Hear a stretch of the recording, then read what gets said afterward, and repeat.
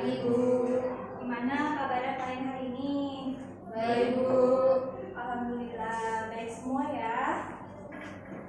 Sebelum Ibu mulai pembelajaran pada hari ini, alangkah baiknya kita berdoa terlebih dahulu ya. Berdoa kelas tolong dipimpin. Sebelum kita mulai pembelajaran hari ini, ada baiknya kita berdoa terlebih dahulu. Berdoa dimulai. Berdoa selesai. Baik, terima kasih Gibran. Sebelum Ibu masuk ke materi pembelajaran pada hari ini, Ibu akan melakukan presensi terlebih dahulu ya. Yang Ibu panggil tolong tunjuk tangan dan sebut hadir.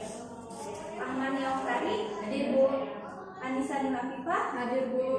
Mei Paulina Manalu, Hadir, Bu. Khalil Gibran, Hadir, Bu. Widya Hirdayanti, Hadir, Bu. Irma Anggita, Hadir, Bu. Asri Ningsih, Hadir, Bu. Elsa Manora. Hadir, Bu. Alhamdulillah hari ini semuanya hadir ya. Kalian sudah siap untuk masuk ke materi pembelajaran pada hari ini belum? Siap, Bu. Udah pada semangat nih? Sudah, Bu. Udah pada sarapan belum? Belum, Bu. Belum. Baik, hari ini seperti yang bisa kita lihat, kita akan mempelajari tentang pasar dalam perekonomian. Minggu kemarin juga sudah Ibu ulas sedikit tentang pasar. Ada yang masih ingat apa itu pasar? Saya, Bu. Iya, Anissa. Pasar adalah tempat bertemunya antara penjual dan pembeli, Bu. Betul, ada lagi? Saya, Bu. Iya, silakan namanya.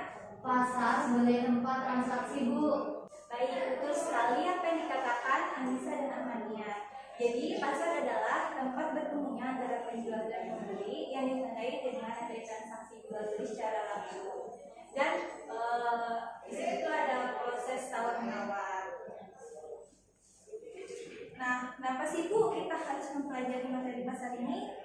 Jadi tujuan kalian mempelajari materi pasar ini agar kalian suatu saat akan bisa membantu memperlancar penjualan hasil produksi dan memudahkan barang atau jasa yang kalian butuhkan dan membantu menyediakan segala macam barang dan jasa. Apabila kalian membuat hasil produksi bisa dijual di pasar, bisa juga dengan membuka toko di pasar. Nah, bisa Ibu lanjut ya? Ya, Bu. Di sini ada pengertian pasar secara umum dan pasar dalam ilmu ekonomi.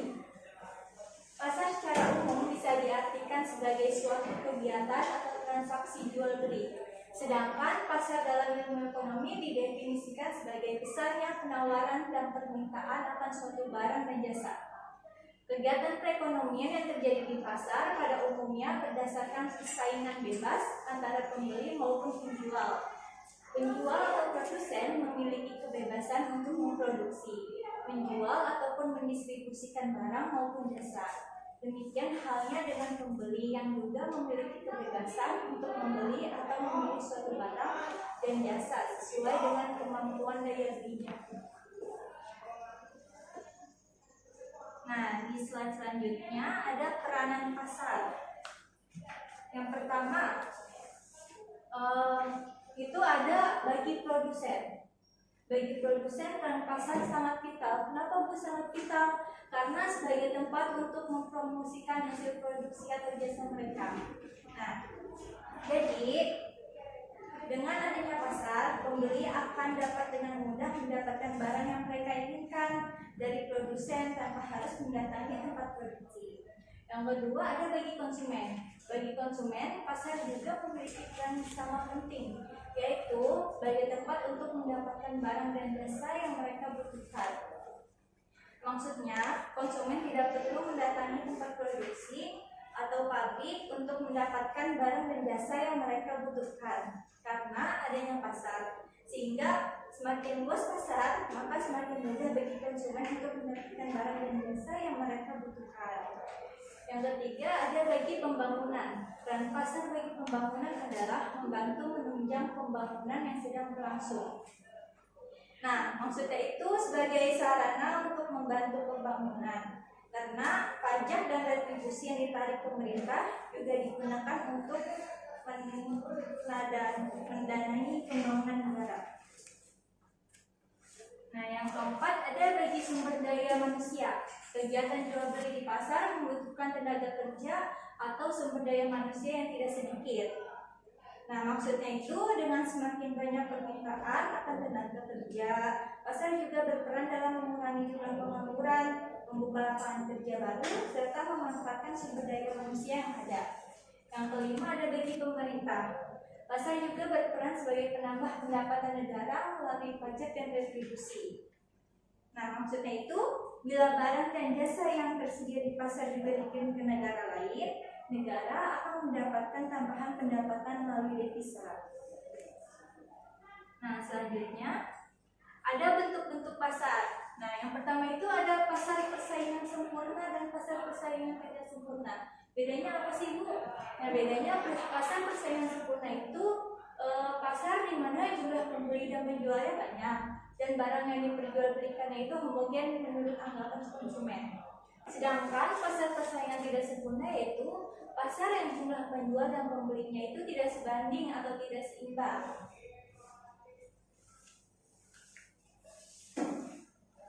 Nah, di sini ada ciri-ciri pasar persaingan sempurna. Kalian udah pada punya buku paket belum? Sudah, Bu. Coba buka halaman 139. Sudah? Sudah, Bu. Nah, bisa dilihat yang gambar itu gambar apa? Sayuran, Bu. Ya, betul. Yang B gambar Beras. ya, betul. Nah, Ibu mau tanya ke kalian. Buah, sayuran dan beras yang dijual oleh penjual satu dengan yang lainnya itu sama atau berbeda? Berbeda, Bu. Kenapa berbeda? Barang yang diperjualbelikan di pasar persaingan sempurna bersifat homogen atau sama. Iya, betul. Pertanyaan yang kedua. Penjual atau produsen penghasil barang-barang tersebut banyak atau sedikit? Banyak, Bu. Banyak. Kenapa banyak? Jumlah penjual di pasar persaingan sempurna sangat banyak. Banyak di sini bahwa produsen penghasil barang tersebut jumlahnya tidak terbatas. Iya, betul. Pertanyaan ketiga, pembeli atau konsumen barang-barang tersebut banyak atau sedikit? Banyak, Bu. Karena seluruh masyarakat yang mengkonsumsi buah, sayuran, dan beras itu sangat banyak. Oke, pertanyaan keempat, jika salah satu penjual di pasar tersebut menaikkan harga barangnya menjadi lebih mahal daripada yang lain, apakah barangnya akan tetap laku? Laku, Bu, karena produk seseorang petani hanyalah sebagian kecil dari sekian ton produk seluruh petani, sehingga apa yang dilakukan seorang petani tidak berpengaruh apa-apa terhadap harga sayuran. Baik, pertanyaan kelima, bisakah penjual dan pembeli memengaruhi harga barang yang berlaku di pasar? Bisa, Bu, karena ada kebebasan bagi penjual untuk keluar masuk pasar. Jika seorang menganggap bahwa bertanam sayur lebih menguntungkan, ia bisa langsung menanam sayur tanpa ada kekhawatiran tidak laku atau tidak ada pelanggan. Untuk membuka usaha baru, seorang petani pun tidak harus memasang iklan atau berinovasi untuk menarik pelanggan. Namun jika rugi, ia juga bisa secara langsung menghentikan usahanya atau keluar dari pasar. Iya, betul. Pertanyaan terakhir, jika suatu saat kalian akan masuk ke pasar sebagai penjual, barang-barang tersebut mudah atau sulit kalian untuk memperoleh konsumen? Mudah, Bu, karena pembeli dan penjual mempunyai informasi yang sempurna tentang pasar. Penjual akan memiliki pengetahuan yang lengkap mengenai harga, jumlah, dan kualitas barang yang ada di pasar. Nah, berarti kalian udah punya gambaran nih tentang ciri-ciri pasar persaingan sempurna itu. Jadi pasar persaingan sempurna itu bentuk pasar di mana jumlah pembeli dan penjualnya banyak dan barang yang diperjualbelikan itu homogen menurut anggapan konsumen. Pasar persaingan sempurna itu pasar yang paling ideal, maksudnya yaitu sesuatunya diserahkan kepada mekanisme pasar tanpa ada campur tangan dari pemerintah atau pihak manapun. Nah, selanjutnya itu ada pasar monopoli. Pasar monopoli adalah pasar yang dikuasai oleh seorang penjual atau produsen. Jadi hanya ada satu penjual, sedangkan pembelinya banyak. Nah, ciri-ciri pasar monopoli. Yang pertama, hanya ada satu penjual dan banyak pembeli. Yang kedua, tidak ada perusahaan yang dapat membuat barang substitusi yang sempurna. Yang ketiga, banyak rintangan mulai dari penguasaan sumber daya manusia, biaya produksi, dan peraturan pemerintah. Yang keempat, pembeli tidak ada pilihan lain dalam membeli barang. Yang kelima, keuntungan hanya terpusat pada satu perusahaan. Nah, penyebab timbulnya pasar monopoli ini, yang pertama itu adanya perlindungan hukum, yaitu diperolehnya hak paten untuk suatu produk. Yang kedua, pasar tidak luas dan hanya ada satu penjual yang dapat melayani secara optimal. Yang ketiga, memiliki modal yang sangat besar, sehingga tidak dapat disaingi oleh perusahaan lain. Nah, selanjutnya ada pasar oligopoli. Nah, pasar oligopoli ini pasar yang dimana terdapat beberapa penjual dalam pasar suatu produk tertentu. Pasar oligopoli ini dasarnya dibagi menjadi dua bentuk. Di antaranya ada pasar oligopoli dengan diferensiasi produk, yaitu produk suatu perusahaan dibedakan dari perusahaan lainnya. Dan bentuk yang lainnya yaitu pasar oligopoli tanpa ada diferensiasi produk. Produk yang dihasilkan oleh produsen bersifat homogen serta tidak dibedakan dengan perusahaan yang lain. Nah, ciri-ciri pasar oligopoli, coba Anissa tolong dibaca. Ciri-ciri pasar oligopoli: 1. Terdapat beberapa produsen yang menguasai pasar. Yang kedua, barang diperjualbelikan dapat homogen. Yang ketiga, terdapat halangan cukup kuat untuk keluar masuk pasar. Dan yang keempat, satu di antara oligopoli merupakan market leader, yaitu yang mempunyai pangsa terbesar.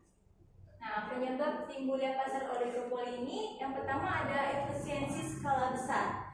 Nah, suatu produk jika diproduksi dalam skala kecil biasanya harganya tinggi karena biaya pembuatannya sangat tinggi. Tetapi jika diproduksi dalam skala besar maka biaya pembuatannya juga semakin rendah dan harganya juga semakin rendah.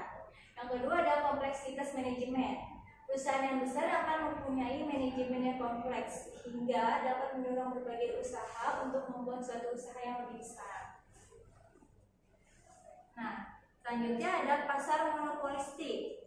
Pasar monopolistik ini suatu pasar di mana terdapat banyak produsen yang menjual barang yang berbeda corak. Ciri-ciri pasar monopolistik itu yang pertama ada terdapat banyak penjual atau produsen di pasar. Yang kedua, para penjual memiliki kekuatan monopoli atas barang produksinya sendiri. Yang ketiga, keluar masuk ke pasar lebih mudah daripada pasar oligopoli. Yang keempat, untuk memenangkan persaingan setiap penjual aktif melakukan promosi. Yang kelima, jumlah perusahaannya itu sangat kecil. Nah, selanjutnya ada pasar monopsoni. Pasar monopsoni ini pasar yang hanya terdiri atas seorang pembeli. Oleh karena itu, pada pasar monopsoni itu hanya terdapat satu pembeli dengan banyak penjual. Nah, ciri-ciri pasar monopsoni ini yang pertama ada harga barang tidak terlalu mahal, terus kualitas harganya terjamin, produsennya merupakan pihak yang kurang menguntungkan dan konsumennya itu merupakan pihak yang diuntungkan. Nah, selanjutnya ada pasar oligopsoni. Pasar oligopsoni ini pasar yang dikuasai oleh lebih dari 2 orang pembeli dengan pemasukan dari sejumlah penjual. Bentuk pasar ini merupakan kebalikan dari pasar oligopoli. Nah, ciri-ciri pasar oligopsoni ini yang pertama, konsumen memiliki pengaruh terhadap harga. Yang kedua, terdiri atas pembeli pasar dan pembeli kecil. Yang ketiga, merupakan tempat pemusatan membeli. Nah, sampai sini ada yang ingin ditanyakan? Tidak, Bu. Baik, kalau tidak ada yang ingin ditanyakan, ada yang bisa beri kesimpulan tentang apa sih materi hari ini? Boleh tunjuk tangan? Saya, Bu. Oke, Mei, apa kesimpulan dari materi pembelajaran hari ini? Jadi kesimpulan dari materi pembelajaran kita hari ini, menurut saya peran pasar dalam kegiatan perekonomian diantaranya pasar berperan bagi produsen sebagai tempat promosi dan tempat menjual barang atau jasa hasil produksi. Jadi pasar merupakan suatu unsur dalam kegiatan perekonomian yang sangat berperan penting dalam pelaksanaan kegiatan perekonomian. Iya betul, ada lagi yang bisa memberikan kesimpulan? Saya, Bu. Baik, Anissa, apa kesimpulan dari materi pembelajaran hari ini? Menurut saya, pasar itu tempat bertemunya antara pembeli dan penjual untuk melakukan transaksi jual beli barang atau jasa. Pasar berperan bagi produsen sebagai tempat promosi dan tempat menjual barang atau jasa hasil produksi. Pasar bagi konsumen berperan sebagai tempat mendapatkan sesuatu yang sedang dibutuhkan. Sedangkan bagi pemerintah, pasar mempunyai peranan sebagai tempat pendapatan bagi pemerintah dan penunjang pembangunan nasional. Betul, jadi hari ini kita telah mempelajari materi tentang pengertian pasar, terus peran pasar dalam perekonomian, dan bentuk-bentuk pasar output beserta ciri-cirinya. Sampai sini paham? Paham, Bu. Baik, sebelum Ibu tutup, Ibu akan memberikan tugas kepada kalian. Tugasnya yaitu kelompok ya. Untuk kelompoknya itu dibentuk 3 kelompok. Nah, dan beranggotakan 6 orang. Ini sudah Ibu buat dan sudah Ibu print ya. Nih.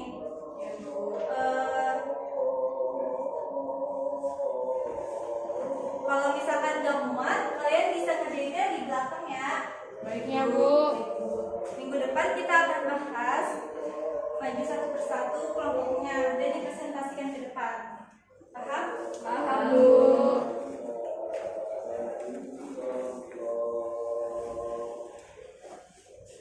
Ada yang ingin ditanyakan? Tidak, Bu. Kalau tidak ada yang ingin ditanyakan,